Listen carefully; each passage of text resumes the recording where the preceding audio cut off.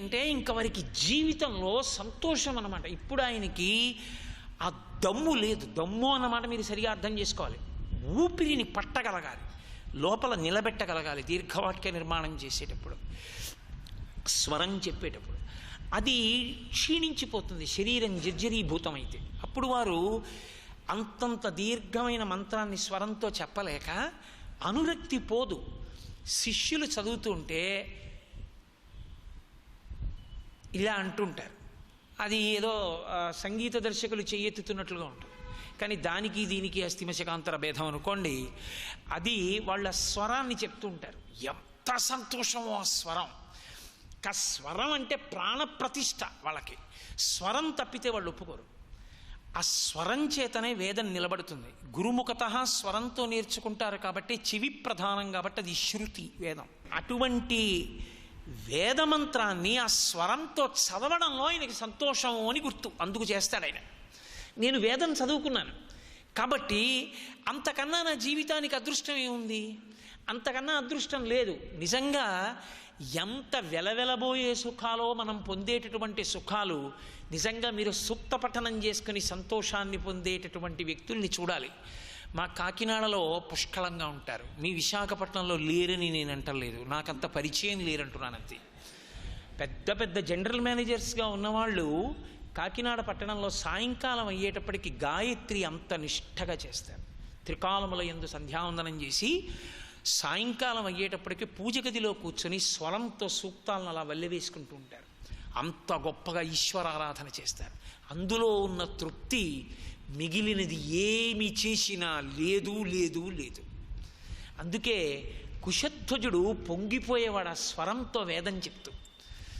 ఇప్పుడు ఏమవుతుంది?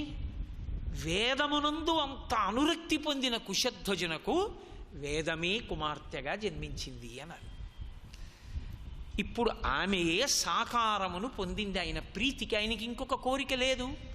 నిష్కాముడై చేసినటువంటి ఆ తపస్సుకి, ఆయన చేసినటువంటి సూక్త పఠనమునకు ప్రీతి చెంది స్వరముతో కూడుకున్నటువంటి శాబ్దిక స్వరూపమైనటువంటి పరదేవత, ఎందుకంటే పరదేవతే వేదస్వరూపంగా ఉంటుంది.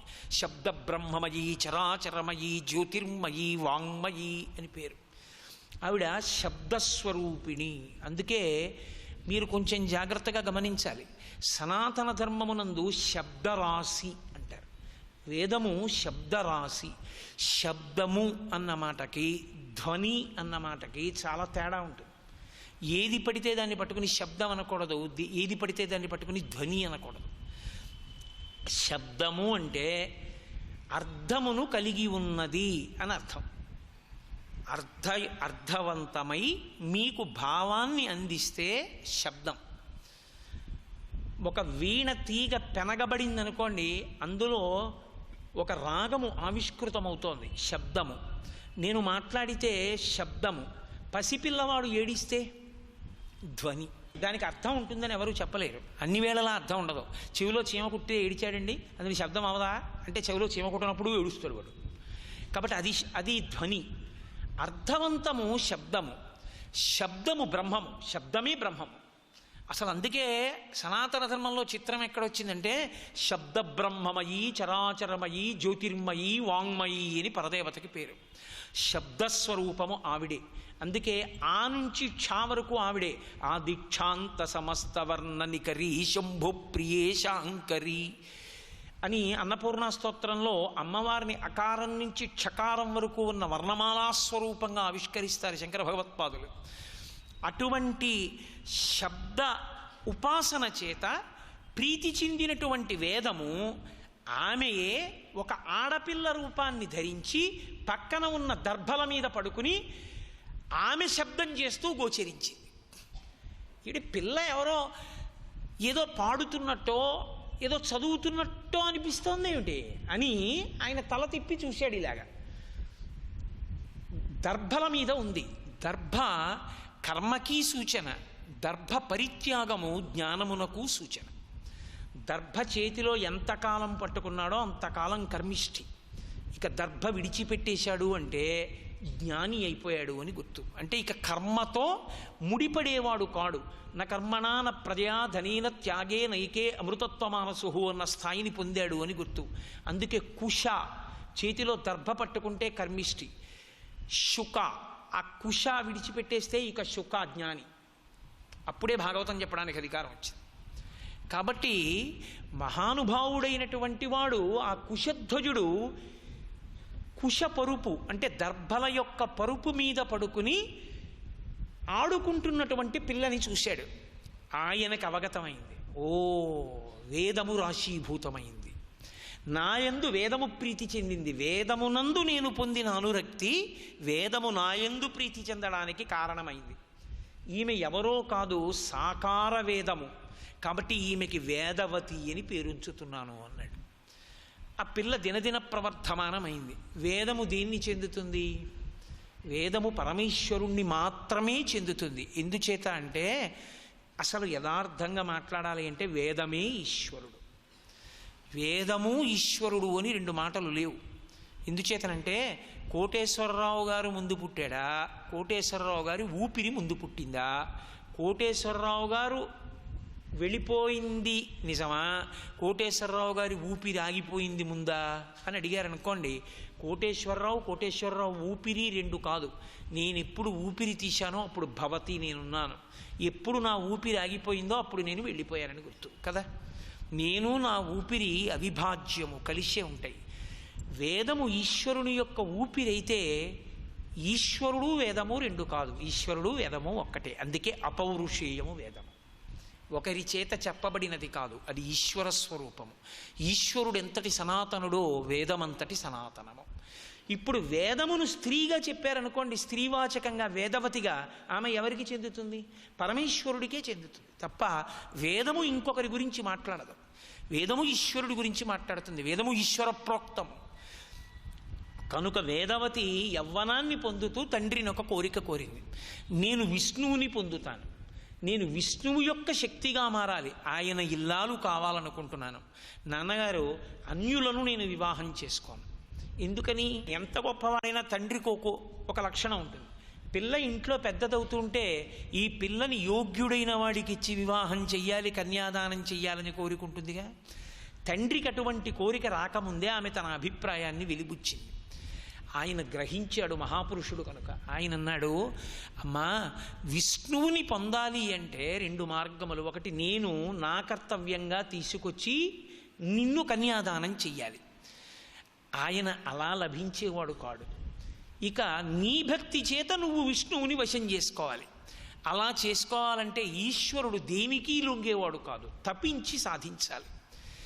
ఏ హిమాలయ పర్వత ప్రాంతమునందు పవిత్ర క్షేత్రమునందు పార్వతీదేవి నిలబడి తపస్సు చేసి పాలనేత్రుంతగా పొందిందో ఆ ప్రదేశము ఇప్పటికీ పవిత్రమే. మీరు ఒక పురాణం చదివేటప్పుడు కొన్ని మాటలను చాలా గంభీరంగా స్వీకరించవలసి ఉంటుంది. తపోభూమికి శక్తి ఉంటుంది, అది విడిచిపెట్టేసేటటువంటి శక్తి కాదు. యుగం మారిపోనివ్వండి, మహాపురుషులు తపస్సు చేసినటువంటి తపస్సు యొక్క శక్తి ఇప్పటికీ ఆ భూమిని పట్టుకుంటుంది. త్రేతాయుగంలో ఋష్యశృంగుడు తపస్సు చేశాడు, కలియుగంలో శంకర భగవత్పాదులు అలా వెళ్ళిపోతూ చూశారు. త్రేతాయుగంలో ఋష్యశృంగుడు తపస్సు చేసిన ప్రదేశం కనుక కలియుగంలో కూడా ఒక కప్పకి పాము పడగ పట్టి నీడ ఇచ్చింది. రెండు పరస్పర వైరం ఉన్న ప్రాణులు ఆ వైరాన్ని మరిచిపోయాయంటే ఋష్యశృంగుడి తపస్సు కారణం. కాబట్టి ఇక్కడ నేను పీఠం పెడతానే శృంగగిరి పీఠం పెట్టారు శంకర భగవత్పాదులు. ఏ మహాత్ముడైనా కూర్చుని తపస్సు చేసినటువంటి భూమి ఏది ఉంటుందో అది సుసంపన్నమైపోతుంది. ఆయన తపశ్శక్తి అది ఆ ప్రదేశం అంతటా కూడా విస్తరించి ఉంటుంది. ఆరా అంటారు.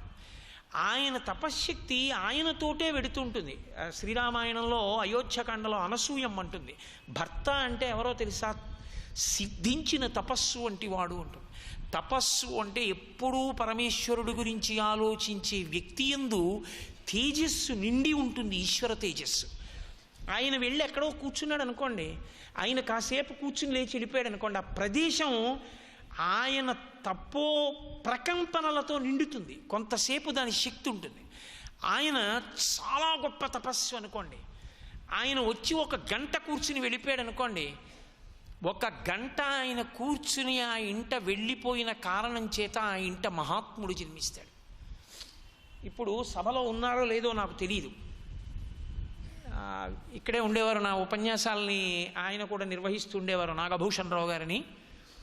పరమాచార్య స్వామి వారు వెళ్ళిపోతూ వాళ్ళ ఇంటి ముందుకు వచ్చి ఇంటి ముందు ఉన్నటువంటి ఆవు మీద చెయ్యి వేసి ఇలా నిమిరి వెళ్ళిపోయారు. అలా నిమిరి వెళ్ళిపోయినందుకు ఆ ఇల్లు ఎంత వృద్ధిలోకి వచ్చేసిందో. ఆ ఆవుని తీసుకెళ్ళి అందరూ వాళ్ళ ఇళ్లల్లో కట్టుకునేవారు. పరమాచార్య ఒకసారి వచ్చి నిలబడి ఆవుని ముట్టుకుని వెళ్ళిన కారణానికి ఆ ఆవు ఏ ఇంట కట్టబడితే ఆ ఇంట శుభాలు జరుగుతూ వెడుతుండేవి. మహాత్ముల తపశ్శక్తిని తక్కువగా అంచనా వేయకూడదు. అందుకే మనుష్య జన్మలో ప్రయత్నపూర్వకంగా చెయ్యవలసిన పని ఏ సిద్ధాశ్రమమునం త్రొక్కితిమో, ప్రయత్నపూర్వకంగా వెళ్ళి మహాతపస్సులైన వారు తిరిగాడిన ప్రదేశంలో కొంతసేపు కూర్చుని లేచి రావాలి. అది భగవంతుణ్ణి చేరడానికి ప్రతిబంధకంగా ఉండే పాపాన్ని విరవగలిగిన శక్తిని పొంది ఉంటుంది. కనుక పార్వతీదేవి తపస్సు చేసిన ప్రదేశం అంత యోగ్యమైన ప్రదేశం. అమ్మ అక్కడ ఆవిడ శివుణ్ణి భర్తగా పొందింది, నువ్వు అక్కడే తపస్సు చేసి విష్ణువుని భర్తగా పొందు. ఇప్పుడు తల్లి వేదవతి అక్కడికి వెళ్ళి తపస్సు ప్రారంభం చేసింది. ఆవిడ తపస్సు ఎందుంది, రావణుడు లౌకికమునందుంటాడు. రావణుడు తపస్సు చేస్తాడు, ఆవిడ తపస్సు చేస్తుంది. ఇద్దరికీ తేడా ఉంటుంది తపస్సులో. ఈ ఇద్దరి తపస్సులో తేడా ఏమిటో యుద్ధకాండలో మండోదరి చెప్తుంది. ఒకరి తపస్సు త్రాచుపావుని కాలు కింద పెట్టుకోవడం లాంటి తపస్సు. ఒకడు ఏదో త్రాచుపాం కనబడింది, కంగారు పడి ఏరి గంతులేస్తే దాని పడగ మీద కాలేశాడు. ఇప్పుడు కాలు కింద త్రాచుపా ఉంది, కాలు కింద త్రాచుపా ఉంది కాబట్టి అది కరవలేదు, దాని తల ఆయన కాలు కింద ఉంది, అది గింజుకుంటోంది. అతను హాయిగా నిలబడి ఇక నాకు భయం లేదు, త్రాచుపాం పడగ నా కాలు కింద ఉంది కాబట్టి అది నన్ను కరవదు అని అలా నిలబడి ఎవరితోనో మాట్లాడుతూ కాలక్షేపం చేస్తాడా? హడిలిపోతుంటాడు కాలు కింద పావుంది. ఎప్పుడు కాలు తీసేద్దామా అని కంగారు పడి వెనక నుంచి తోక కదిపి తనకి తగులుతున్నంత మాత్రం చేత కాలిచ్చేస్తాడు, అది కరవను కలుస్తుంది, లేకపోతే పక్కకి వెళ్ళిపోతుంది. ఇంద్రియాల్ని ఒక తాత్కాలిక ప్రయోజనం కోసమని తొక్కి పట్టి ఈశ్వరుడి గురించి నిలబడిన వాడి రాజసికమైన తపస్సు అలా ఉంటుంది. అందుకే రాక్షసుల యొక్క తపస్సు పావుని తొక్కి పెట్టడం లాంటిది, రాజసికము, కోరిక కోసం చేస్తారు. సాత్విక తపస్సు అలా కాదు. సాత్విక తపస్సు యందు ఈశ్వరుణ్ణి వశం చేసుకోవడానికి జగత్తుతో విడిపోతారు. నేనన్న మాట మీరు ఎంత పట్టుకున్నారు అన్న విషయంలో నాకు అవగాహన లేదు. మనస్సుతో జగత్తు నుండి విడిపోతారు అన్న మాటకు అర్థం యోగతారావళిలో శంకర భగవత్పాదులు చెప్తారు. శ్రీశైల శృంగ కుహరేషు కదోపలప్స్యే గాత్రం యదా మమలతాహ పరివేశయంతి కర్ణే యదాహ విరచయంతి ఖగాశ్చ నీడాస్ అంటారు. కూర్చుని ఇలా జపం చేస్తూ ధ్యానంలో తపస్సులో ఉండిపోతే మొట్టమొదట ఎవరు నమ్ముతుందో తెలుసా? ఇతను జగత్తుతో తెగిపోయాడని తీగ నమ్ముతుంది. అందుకే పైకి ఇలా కదులుతూ శరీరాన్ని కదపకుండా అలాగే కూర్చున్నా ఓ చిక్కుడు తీగ ఇలా వచ్చి వీడి చిటికిని వేళ్ళని చుట్టుకోదు, వీడి లేచిపోతాడు రోయని పక్కకెళ్ళి బెడ్డ ముక్కనో పుల్ల ముక్కనో చుట్టుకుంటుంది. తీగ నమ్ముతుంది వీడిక కదలడురా, వీడు జగత్తుతో తెగిపోయాడు, సంబంధం పోయింది, వీడు ఈశ్వరుడితో తాదాత్మ్యత చెంది స్థిరపడ్డాడని చుట్టుకుంటుంది ఒంటిని. అలా తీగలన్నీ ఒంటికి చుట్టుకుంటే పక్షి నమ్ముతుంది వీడు కదలడని. నమ్మి పుల్లలు తెచ్చి చెవిలో పెడుతుంది. చెవిలో పుల్ల పెడితే ఎంత నిద్రలో ఉన్నవాడు లేస్తాడు. అంత తపస్సులో ఉన్నవాడి చెవిలో పుల్లలు పెట్టి గూళ్ళు కట్టేస్తాయి, కట్టి పిల్లల్ని పెట్టి పొదిగి అరుస్తాయి, అయినా ఆయన లేవడం. అది భగవంతుని యందు ధ్యానము నిలబడిపోయి ఉండిపోయినవాడు అని గుర్తు. అలా ఉంటుందా అండి అంటారేమో మీరు. ఎందరో ఉన్నారు పెద్దలు, సదాశివ బ్రహ్మేంద్రులని మొన్నటి వారు కావేరీ నది వరదల్లో కొట్టుకుపోయి ఇసుకలో కూరుకుపోయారు. తర్వాత వరద తగ్గిపోయిన తర్వాత ఇసుక పైకెత్తడానికి పారతో కొడితే తలకి తగిలి నెత్తురు పైకి చిమ్మితే పైకెత్తారు. ఎత్తితే అప్పటికీ సమాధిలో ఆయన అలాగే ఉన్నారు. తర్వాత బహిర్ముఖులయ్యారు. ఎందరో మహాత్ములు, భగవాన్ రమణులు లేరు, కావ్యకంఠ గణపతి ముని లేరు, ఎందరో ఉన్నారు. మనకి రాదు కాబట్టి అలాంటి ఉండవని అనకూడదు. నాకు రాదు అంటే సత్యాన్ని అంగీకరించడం అవుతుంది. కాబట్టి నేను రాష్ట్రపతిని కాను కాబట్టి రాష్ట్రపతి ఉండడు అనకూడదు, నేను రాష్ట్రపతిని కాను అనాలి కదా. అది సత్యం. అలా సాత్వికమైన తపస్సు యందు ఈశ్వరుణ్ణి పొందడం ఒకటే లక్ష్యంగా ఉంటుంది తప్ప అన్యమైన కోరికలు ఉండవు. ఆ తల్లి అలా తపస్సు చేస్తోంది. రజోగుణ సంపర్కం ఉన్నవాడు రావణుడు. ఆయనకేం కనపడుతుందంటే తపస్సు కనపడదు, తపస్సు చేత జీర్ణమైన శరీరము కనపడదు, ఆమెలో ఉన్నటువంటి తేజస్సు కనపడదు, ఆడదానిలోని అమ్మతనం కనపడదు, అమ్మలో కూడా ఆడదనం కనపడుతుంది. అంతకన్నా ఎక్కువ చెప్పడం నాకు ఇష్టం ఉండదు. అంతటి నీచమైన మనస్సు అనడానికి అర్థం అది. హనుమ అంటే ఆడతనమునందు అమ్మతనం చూసేవారు, రావణుడు అంటే అమ్మతనంలో కూడా ఆడతనం చూసేవాడు. కాబట్టి ఇప్పుడు ఆయనకు అదొక్కటే వచ్చు కాబట్టి నీవు చాలా అందగత్తెవన్నాడు, నిన్ను నేను పొందాలన్నాడు, ఆవిడ మీద పడబోయాడు. రావణ శరీరము తన శరీరానికి తగిలిందన్న కారణం చేత ఇక ఈ శరీరముతో ఉండనన్నాడు. ఈ శరీరమునకు కల్మషం కలిగింది. ఒక చిత్రమైన విషయం, ఆ దీక్ష అలా ఉంటుంది. నరుడ జ్ఞానమునన్ భుజించిన జుగుప్సంబైన ఎన్నంబు సయ్యన వెళ్ళించి పవిత్రుడైన గతి అంటుంది దాక్షాయిని. తిన్న అన్నం బల్లిపడింది అని తెలిస్తే కక్కినట్టు ఇక ఈ శరీరంతో ఉండను అంది. అలా ఆవిడంది, నీవు రజోగుణంతో కామంతో వచ్చి ఈ శరీరం మీద పడి దీన్ని ముట్టుకున్నావు కాబట్టి ఇది కళంకమైంది. ఈ శరీరంతో నేను ఇక విష్ణువుకి భార్యని కావడానికి తప్పించను, యోగ్యము కాదు, దీన్ని వదిలి కొత్త శరీరాన్ని పొందుతానని ఆమె దావాగ్ని యందు దూకింది. దూకుతూ ఆవిడ ఒక మాట అంది, ఏ ఆడదాన్ని చిన్న చూపు చూశావో, ఏ ఆడదాన్ని కామంతో చూశావో, ఈ రెండే నీ ఇంటికి వచ్చి నిన్ను నశింపచేయుగాక. నీవు కామంతో చూసిన ఆడది, నీ శరీరములోని కామము, ఈ రెండే నిన్ను కాల్చేస్తాయి, నీ లంకని కాలుస్తాయి, పుత్రమిత్ర కళత్రాదులతో నశిస్తావు ఈ భావానికి అని ఆమె అగ్ని యందు ప్రవేశించింది. దావానలం అరణ్యం కాలుతోంది, అందులో పడి శరీరం వదిలింది. ఆవిడ శరీరం విడిచిపెడుతుంటే అగ్నిహోత్రుడు చూశాడు, ఇంతటి మహాసాధ్వి, ఎవరి దృష్టికోణాన్ని బట్టి వాళ్ళ అభ్యున్నతి ఉంటుంది. ఆయన అన్నాడు, ఇంతటి మహాసాధ్వి అగ్ని సంపర్కము చేత తప్తమై శుద్ధి పొందింది, ఇప్పుడు ఈమెని నా ఇంట ఉంచుకుంటానని ఆయన తీసుకెళ్ళి తన భార్య అయిన స్వాహాదేవికి ఇచ్చి, ఈమెని మన కుమార్తెగా ఉంచు, ఈమె వలన దేవకార్యం ఒకటి జరగబోతోంది అన్నాడు. ఆవిడ స్వాహాదేవి దగ్గర ఉంది, చక్కగా ఏదో ఆవిడ అనుష్ఠానం, ఆవిడ వ్యవహారం ఆవిడికి నడుస్తోంది. అగ్నిహోత్రుని వలన ఏదో దేవకార్యం జరగవలసినటువంటి సమయం ఆసన్నం కావాలి లోకంలో. ఈలోగా రామావతారం వచ్చింది. శ్రీరామావతారంలో సీతాపహరణము జరగవలసినటువంటి సమయం ఆవిర్భావమైంది. సీతమ్మ తల్లి అయోనిజయే, వేదవతి అయోనిజయే. సీతమ్మ తల్లి త్రిపుర సుందరియే, వేదవతి త్రిపుర సుందరియే. సీతమ్మ తల్లి పరమేశ్వరుని యొక్క శక్తియే, వేదవతి పరమేశ్వరుని శక్తియే. తత్వత వేదవతికి సీతమ్మకి తేడా లేదు. కానీ పేర్ల చేత చూసినప్పుడు మాత్రం అనేకంగా కనపడతాయి. సభాభ్య సభాపతిభ్యశ్చ భో నమో నమో అని రుద్రం చెప్తే సభ ఇంతమంది ఉన్నట్టు, సభాపతి ఒకడున్నట్టు తేడాగా ఉన్నా అన్నీ కలిపి ఒక్క శివుడైనట్టు. వేదవతి సీత అని రెండు పేర్లతో పిలవబడిన తత్వత అమ్మవారుగానే ఉంది. అందులో మీకేం అనుమానం ఉంటుందని నేను అనుకోవట్లేదు. కనుక సీతాపహరణం జరిగే సమయం ఆసన్నమై రావణాసురుడు రామచంద్రమూర్తి ఉన్నటువంటి పర్ణశాలలోకి ప్రవేశించాడు. రాముడు నిత్యాగ్నిహోత్రీకుడు. అగ్నికి ఒక గొప్ప లక్షణం, అసలు సనాతన ధర్మంలో అగ్ని ఆరాధనము చేయకుండా ఎవ్వరూ ఉండకూడదు. అసలు ధర్మపత్నిని ఎందుకు స్వీకరిస్తారంటే అగ్ని సంరక్షణ కొరకు స్వీకరిస్తారు. అందుకే ప్రధాన హోమం రాత్రి 1 గంటకి పెళ్ళైనా చేసేస్తారు. 1 గంట అయిందండి తలంబ్రాలు అయ్యేటప్పటికీ, రేపు ఉదయం చేద్దాంలేండి సూర్యోదయానికని ప్రధాన హోమాన్ని ఆపరు. ప్రధాన హోమం అర్ధరాత్రి అయినా సరే చేయించి శేషహోమాలు సూర్యోదయంలో చేయిస్తారు. ప్రధాన హోమం చేయించేటప్పుడు తండ్రి గారి అగ్నిహోత్రంలోంచి తీసుకొచ్చి కొడుకు వెలిగించుకుంటాడు.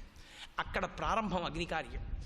అక్కడ మొదలైతే భార్య దేనికి అంటే ధర్మపత్ని. ఆమె తరించిపోవడానికి కారణం ఏమిటంటే యువతల వ్యక్తి చిటికిన వేలు పట్టుకొని, బ్రాహ్మణులే అనుకోకండి, చాతుర్వర్ణములు అగ్నిని ఆరాధించాలి. ఆమె అగ్ని రక్షణ చేస్తుంది. ప్రతిరోజు ఊక వేసి సమిధలు వేసి అగ్నిహోత్రాన్ని కాపాడుతూ ఉంటుంది, రగిలిస్తూ ఉంటుంది. అలా చేసిన కారణం చేత అగ్నికి ఒక లక్షణం ఉంటుంది. అందుకే పూర్ణాహుతి చేస్తే ఇప్పటికీ ప్రదక్షిణం చేస్తూ మంత్రం చెప్తాం. శ్రియమిచ్చేత్ హుతాశన, అగ్నిహోత్రుడే సమస్త ఐశ్వర్యములను ఇస్తాడు. ఆయన ప్రీతి చెందితే ఇవ్వలేనటువంటి ఐశ్వర్యం ఉండదు. అందుకే బ్రతికున్నంత కాలము అగ్నిహోత్రాన్ని ఆరాధిస్తారు. ఇప్పటికీ మహాపురుషులు ఉన్నారు. నేను నెల్లూరులో ఒక కుటుంబాన్ని చూశాను. ఉపన్యాసాలు చెప్పడానికి వెళ్ళినప్పుడు ఒక బ్రాహ్మణ కుటుంబాన్ని చూశాను. అతను ఇక్కడే విశాఖపట్నంలోనే పీజీ చేశాడు. పీజీ చేసి పిహెచ్డి కూడా చేశాడు. చేసి అతనికి వేదం మీద ఉన్న నమ్మకం అటువంటిది. నిత్యాగ్నిహోత్రీకుల కుటుంబం. అతన్ని ఒక పిహెచ్డి చేసిన అమ్మాయి పెళ్లి చేసుకుంది. నేను అతన్నే చేసుకుంటాను పెళ్ళిని. వాళ్ళ ఇంట్లో ఎప్పుడు అగ్ని ఆరాధన జరుగుతూనే ఉంటుంది. ఆయన పుత్రకామేష్టి చేస్తారు. ఆయన పుత్రకామేష్టి సంవత్సరానికి ఒక్కసారే చేస్తారు. అది కూడా ఎందుకు చేస్తారంటే, ఓ పిల్లలు లేకుండానే భర్త శరీరాన్ని విడిచిపెట్టిన ఒక విధవ పిల్లలు లేరని రామాలయం ముందు కూర్చుని ఒక గుండ్రాయిని ఒళ్ళో పెట్టుకుని పిల్లాడిగా లాలిస్తుంటే చూసి పిల్లలు లేని తనం ఎంత కష్టమైందో గమనించి ఆయన ఏడాదికి ఒక్కసారి పుత్రకామేష్టి చేస్తాడు. చేసినప్పుడు ఇతర మతస్థులు కూడా వచ్చి కూర్చుంటారు. కూర్చుంటే నమ్మకంతో ఆ పుత్రకామేష్టిలో కూర్చున్న వాళ్ళందరూ పుత్ర సంతానాన్ని పొందుతుంటారు. ఇప్పటికీ నేను ఆయన్ని చూసి ఆశ్చర్యపోయాను. అంతటి తేజోమూర్తి ఆ అగ్నిహోత్రాన్ని ఆరాధించి. అందుకే అగ్నిని బ్రతికున్నంత కాలం ఆరాధించిన వాళ్ళకి చిట్ట చివర శరీరం పడిపోతే ఈ అగ్నినే ముందు పట్టుకెడతారు. పట్టుకెళ్ళి తండ్రి బతికున్నంత కాలం అగ్నిని ఆరాధించాడు. చిట్ట చివర కొడుకంటాడు, మా నాన్నగారు బతికున్న నాళ్ళు ఓ అగ్ని నీ ఎందు హవిస్సు వేశారు. ఇప్పుడు మా నాన్నగారు శరీరం వదిలేరు. మా నాన్నగారి శరీరాన్ని హవిస్సుగా వేసేస్తున్నాను నీలో అని ఈ అగ్నితోటే వెలిగించి చితిని అందులోకి హవిస్సుగా వేస్తాడు తండ్రి శరీరాన్ని. మంత్రం చెప్తాడు, కాల్చి కాల్చక బాధ పెట్టక నా తండ్రి శరీరాన్ని భగ్గున కాల్చి తీసుకెళ్ళిపో ఉత్తమ లోకానికి అని చెప్తాడు. అందుకే అగ్ని ఆరాధనము సనాతన ధర్మమునందు అంత గొప్ప స్థానాన్ని పొందింది. అసలు అగ్నిని లౌకికంగా కూడా జనింపచేయరు. ఆరణిమంధనము అని ఆ మదనం చేసి అందులోంచి అగ్నిని పైకి ప్రేరేపిస్తారు. అంత గొప్ప అగ్ని నిత్యాగ్నిహోత్రీకుడు రామచంద్రమూర్తి ఆయన రోజు నిత్యాగ్నిహోత్రం చేసేవారు. అరణ్యంలో ఎప్పుడైనా వెడుతున్నప్పుడు అగ్నిని పట్టుకెళ్ళడం కుదరకపోతే ఆత్మారోపణం చేసుకునేవాడు. ఆయన చేసుకుని ఎక్కడ పర్ణశాల కట్టి దిగగానే మళ్ళీ ఆత్మారోపణం చేసిన అగ్నిని పైకి తీసి అగ్నికార్యం చేసేవాడు. రాముడు నిత్యాగ్నిహోత్రీకుడు. అంతటి మహానుభావుడైన రామచంద్రమూర్తిని అగ్ని ఎందుకు కాపాడడు? అందుకే రామలక్ష్మణులు ఇరువురు లేనప్పుడు సీతాపహరణం జరుగుతుంటే అప్పటికే అంత బడలిపోయిన సీతమ్మ తల్లికి కష్టం ఇంకా కొనసాగకూడదని సీతమ్మ స్వరూపంలోనే రెండవ పేరుతో పిలువబడుతున్నటువంటి తత్వతః సీతాస్వరూపమే అయినటువంటి వేదవతిని తన మాయ చేత సీతాస్వరూపంగా తయారు చేశాడు. సర్వం శ్రీ ఉమామహేశ్వర పరబ్రహ్మార్పణమస్తు. స్వస్తి.